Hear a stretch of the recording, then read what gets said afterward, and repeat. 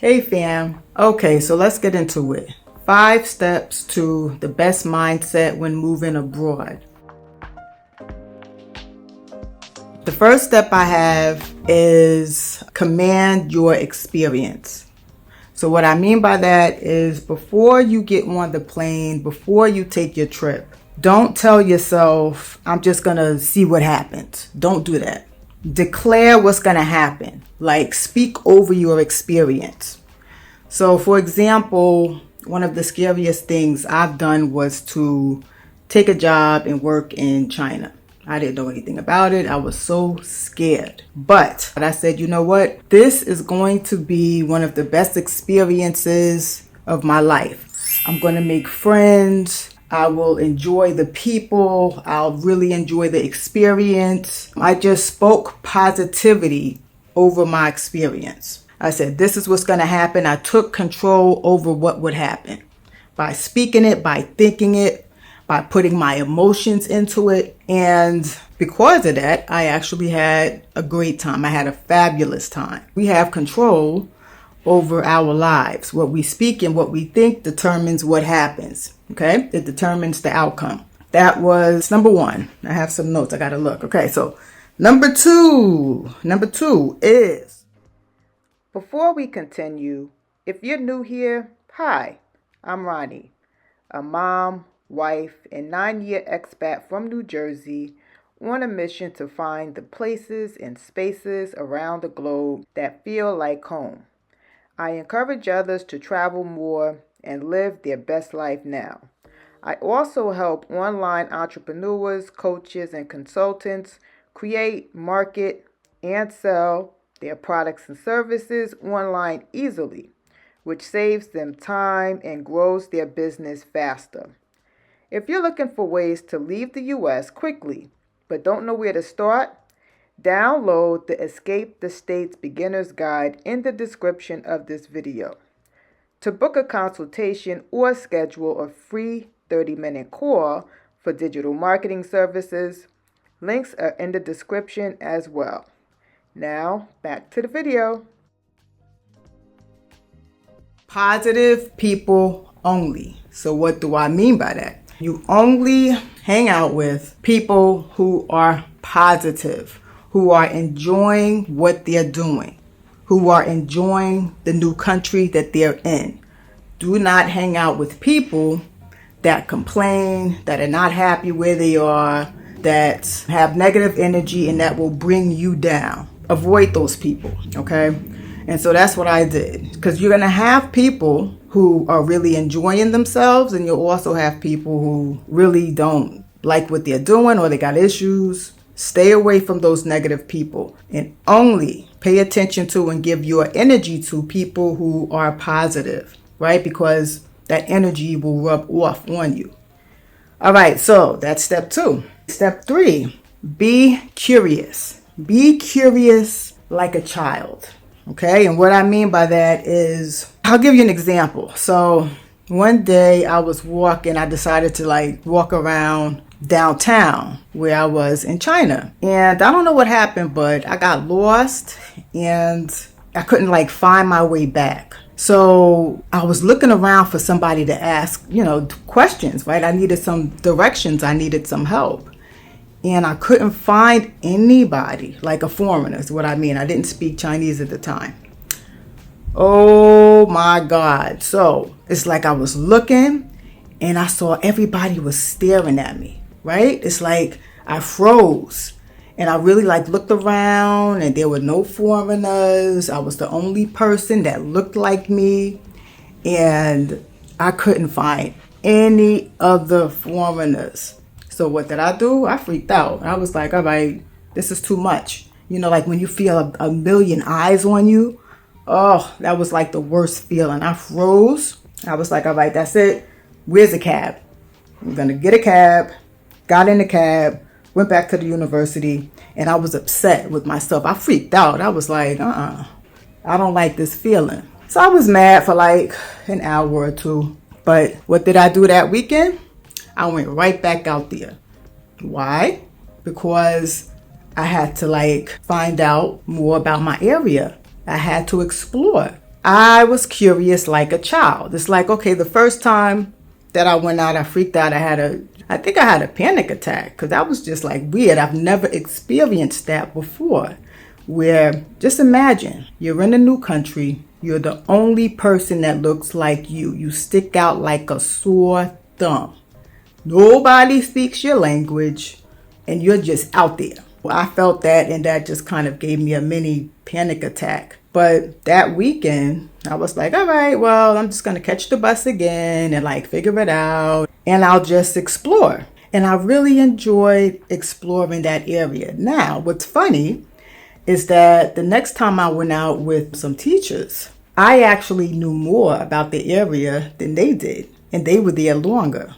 Be curious like a child, right? If you have one negative experience, don't let that stop you from exploring. Continue to explore, continue to keep that curiosity up, and don't be defeated by one bad experience.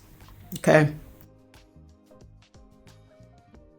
Stop, look, and listen. So what I mean by that is we're all created with 2 eyes, 2 ears, and 1 mouth. 2 eyes, 2 ears, and 1 mouth for a reason. That reason is pay attention to where you are, look around, listen before you speak. When you're in a new country, find a cafe, grab yourself a coffee, sit down, and just watch. People watch. Drink your coffee or tea or what have you and see how people communicate with one another. How do they act towards one another? What are they wearing? Check out their nonverbal body language.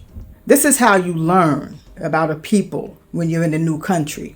Listen to how they talk, how they communicate. Listen to the intonations in their voice, their inflections in their voice. Pay attention. Even if you're in an English-speaking country, it's a good practice to sit back, don't do so much talking. Look, watch, see how people act so that you kind of know how to navigate. This is what I do in every country, and it's really helpful. I say this because as Americans, sometimes we think we know it all, right? We just have an answer for everything, and just because we see the surface of what's going on, we think we know what's going on, and we don't. We don't understand. And especially if you're in a country where you don't understand the language, you have no idea what's really happening. I don't care what you see. All right? You're just seeing the surface. You don't know how things really work.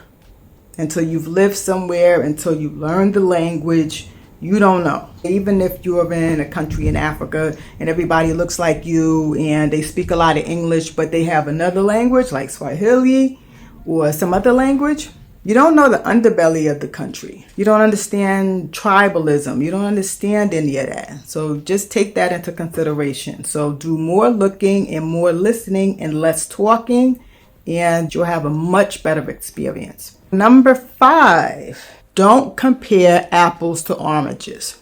So what I mean by that is when you're in a new country, don't compare the way they do things in that country to the U.S. You left the U.S. for a reason. You're looking for a different experience. And what I notice is a lot of us sometimes will just say, oh, well, we do it like this in the States and we do it like that in the States. It's like, leave the States in the States. You know what I'm saying? And I say that because you'll have a better experience if you immerse yourself in the culture that you're in. Be present where you are. Don't compare what they do in the new country you're in to the way things were done in the States. It doesn't mean it is better. It's just different. It's a different lifestyle. So the more present you are, the more you put what they do in the States in the back burner, and the more you just kind of enjoy where you are and learn about the customs and the traditions and the way that people do things, you'll have a much better experience altogether. The bonus is practicing self-care. This is so important when you're overseas because it's difficult. This is not an easy life. This can be like exciting, but you have a lot of highs and lows. It's a real roller coaster. I've been out here for 9 years and I'm telling you, It's a real roller coaster. You have your highs, and sometimes you just like, you feel down, you feel lonely, and these are just feelings that you will feel. So practicing self-care is very important. When I was teaching overseas in China, one thing that I did for my self-care was I would go to like a fancy hotel, where they have heated floors. Okay, heated floors, just kind of decked out. And I will go for a weekend and just relax. So going to a fancy hotel was part of my self-care. Also, what I did was go get massages, because massages were pretty cheap, right? Not cheap, but just very affordable.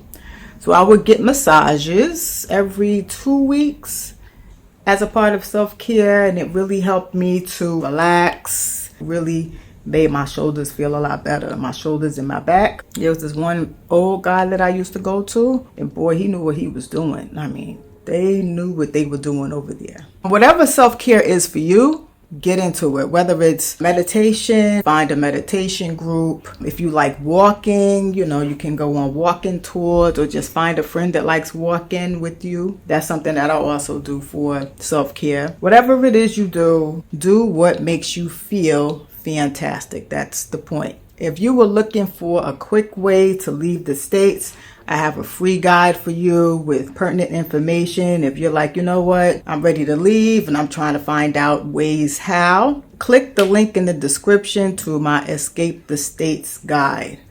Also, you want to talk more about house sitting, teaching overseas, being a mom overseas, being a wife overseas. I mean, we can talk about all of that, okay? So we can have a conversation. Click the link to book a consultation with me. And if you have a business and you are looking for some assistance with marketing, click the link in the description for a free business consultation. So this is Ronnie Light signing off. And remember to always go where you glow.